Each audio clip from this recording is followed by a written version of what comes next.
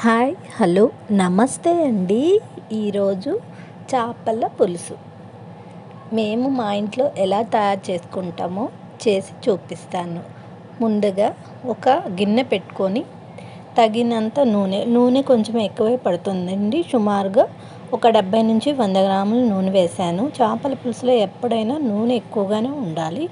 ఇది 1 కేజీన్నర బొచ్చ చేప. ముందుగా ముక్కలు కట్ చేసుకొని శుభ్రంగా వాష్ చేసుకొని ఉప్పు, పసుపు, కారం తగినంత వేసి మిక్స్ చేసి పక్కన పెట్టి ఉంచుకొని 1 గంట అలా వదిలేయాలి.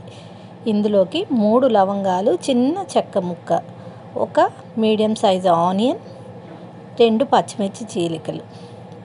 ఇంతేనండి. ఎంతో సింపుల్గా చాలా టేస్టీగా ఉంటుంది ఈ చేపల పులుసు. నేను ఎక్కువ మసాలాలు అవి వేయనండి. చాలా లైట్గా చేస్తాయి ఏ కర్రీస్ అయినా. కారం మటుకు కొంచెం చూసి వేసుకోండి. చేపల పులుసులో పులుపుకు తగ్గ కారం వేసుకోండి, ఉప్పైనా కారమైనా. ఈ ఆనియన్స్ని గోల్డెన్ బ్రౌన్ కలర్ వచ్చే వరకు వేయించుకోవాలి. కొంతమంది మాడిపోతున్నాయి, ఇలా నల్లగా ఉన్నాయి అనుకోవద్దు. చెప్పాను ఇదివరకు వీడియోలో కూడా.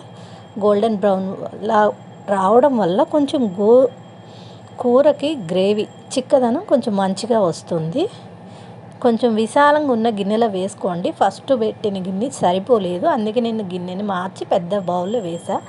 చేపలు అలా పరుచుకుంటే ఒకదాని మీద ఒకటి లేకుండా ఒకదాని పక్కన ఒకటి ఉండేలాగా అంత విశాలంగా మనం ఎంత పెద్ద గిన్నెలో చేస్తే అంత ముక్కలు చెదిరిపోకుండా మనం సర్వ్ చేసుకునేటప్పుడు కూడా మనకి నీట్గా కంఫర్టబుల్గా ఉంటుంది. ఈ విధంగా చూడండి. ఇలా దీనిలోకి ఒక 70 గ్రాములు, సుమారుగా ఒక 50 అయినా సరిపోతుంది. కొంచెం పులుపు ఇష్టపడేవాళ్ళు ఒక 70 గ్రాములు చింతపండు ముందుగా కడిగి ఉడికించుకొని పులుసులాగా చిక్కగా తీసుకొని పక్కన ఉంచుకోవాలి. ఇప్పుడు ఈ చేపలు కొంచెం ఆ నీచు నీరు ఎగరాలి. కొంతమంది డైరెక్ట్గా పులుసు వేసి అందులో వేసేస్తారు. అది ఎలా ఉంటుందో నాకు అంత ఐడియా లేదు. కొంచెం ఇలా నీచు నీళ్ళు పోవడం వల్ల కొంచెం చేపకి ఒకలాంటి స్మెల్ వస్తుంది, కొంచెం పాచి వాసనలాగా అది పోతుంది కొంచెం. ఇలా ఇందులోకి చిన్న అల్లం ముక్క, వెల్లుల్లి కొంచెం ఒక 4-5 రెబ్బలు, ఒక చిన్న కొబ్బరి అంతే, ఒక 3 అంగుళాల అల్లం ముక్క, ఒక 5-6 వెల్లుల్లి రెబ్బలు, చిన్న కొబ్బరి, పచ్చి కొబ్బరి మిక్సీ పట్టుకొని వేసుకోవాలి. ఇంతేనండి మసాలా. నేను ఎక్కువగా కూడా వేయటం లేదు, సరిపోతుంది దీనికి.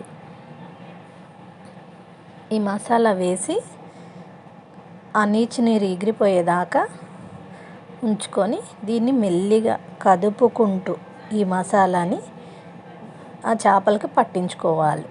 చాలా తిప్పుకుంటూ ఇలా.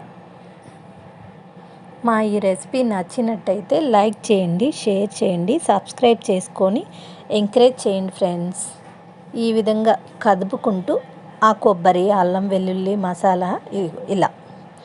నేను వాటర్ ఏం వేయలేదు, మూత పెట్టి సిమ్లో పెట్టిన ఆ వాటర్ అలా వచ్చినాయి. ఇప్పుడు నేను చింతపండు పులుసు, మనకు ఎంత ఎక్కువగా ఉడకాల్సిన పని కూడా లేదండి, కొంచెం త్వరగానే ఉడికిపోతుంది. అందుకని తగినంత చిక్కగా మనకి గ్రేవీ ఎంత కావాలో దాని మీద కొంచెం క్వాంటిటీ వాటర్ ఎక్కువ పోసుకొని పెద్ద మంట మీదే కల్లాపెల్ల ఒక 10 నిమిషాలు అలా ఉడికించుకొని తర్వాత సిమ్ చేసి ఒక 5 మినిట్స్ అలా ఉంచుకుంటే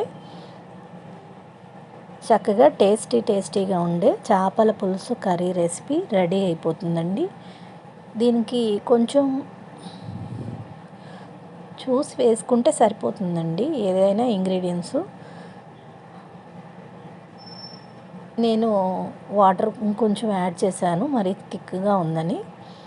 ఎందుకంటే చేపల పులుసు ఆరాక ఇంకా ఎక్కువ చిక్క పడుతుంది కాబట్టి చూసి కొంచెం జారుగానే ఉంచుకోవాలి.